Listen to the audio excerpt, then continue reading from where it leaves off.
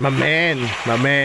O, tira naman tayo for today ng pork igado, men. Ayan o, napakadali nito, mamen. Pero sasabihin ko na sa inyo, napakasarap pa rin. Umaga ako nagluto, mamen. Yan, alas 7 na. Papunta na ako sa paborito kong tambayan.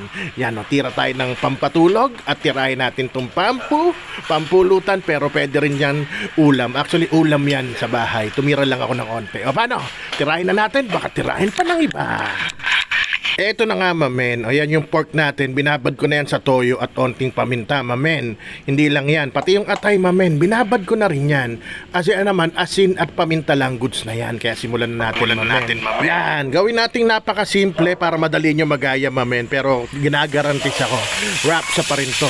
Ito na nga, pinirito ko muna ng mabilisan tong atay, mamen. 1 minuto lang. Huwag natin i-overcook yan kasi mamaya lulutuin pa natin yan ulit, mamen. Tapos yung pinagpirituhan, discard nyo yan. Andyan lahat ang lansa niyan. Kaya nga natin sa pinrito para mawala yung lansa. At ito, alam nyo na naman yan. Basic na yan sa inyo, mamen. Igisa nyo lang yung aromatiko hanggang umalingasaw sa bahay nyo. Sibuyas at bawang lang, mamen. Goods na dito. Tapos lagay na natin tong pork, mamen. Alam nyo na yan. Kung matagal na kayo nanonood dito sa page natin, sa pahina natin, matagal ako magsangkot sa dito. Parang walang kalansa-lansa. Mamen, kung nanonood ka nga pala dyan, baka pwede nung pa i-comment kung anong oras na sa inyo ngayon. Para malaman ko naman yung timing ng video ko, mamen. Ngayon, habang niluluto ko dyan, 6:30 ng umaga, mamen. Nagtatrabaho kasi ako dyan, sinabay ko na habang pa-out ako. Kaya nga, nilagyan ko ng laurel at tinakpan ko para lumabas lahat yung katas niya, mamen. Ayan, no? Nilabasan na yung pork. Ibig sabihin yan, wala nang lansa yung pork. Tapos, pagkatapos yan, oras na para lagyan natin ng tubig, mamen. Yan yung magpapalambot sa kanya. Yung dinagdag ko na yan, chicken powder yan, pero optional. Tsaka yan, chili powder, mamen. Pero ito, hindi na optional yan, mamen. Toyo, ha? Tapos haluhaluin nyo lang na ganyan. At tsaka natin tatakpan, mamen. Palalambutin na natin yan since maliliit yung hiwa, mamen. Mahilig naman kayo dyan sa maliit na hiwa. Ayan, 10 minuto lang, goods na. Halos matuyuan na nga siya. Pero wag niyang tutubigan, mamen, ha? Yan, nilagay ko na itong patatas. 2 medium na maliit lang nilagay ko. At sinigurado ko lang nakalubog lahat, mamen.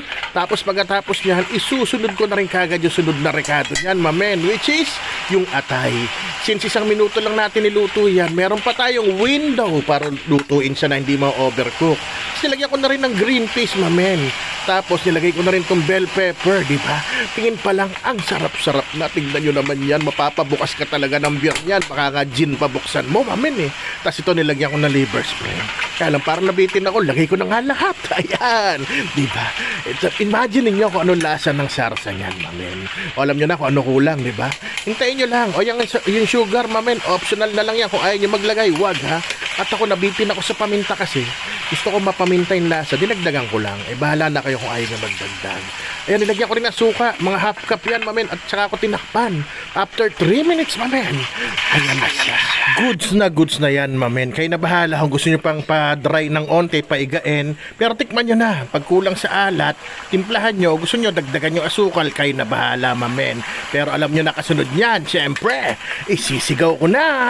Rapsa, mamen.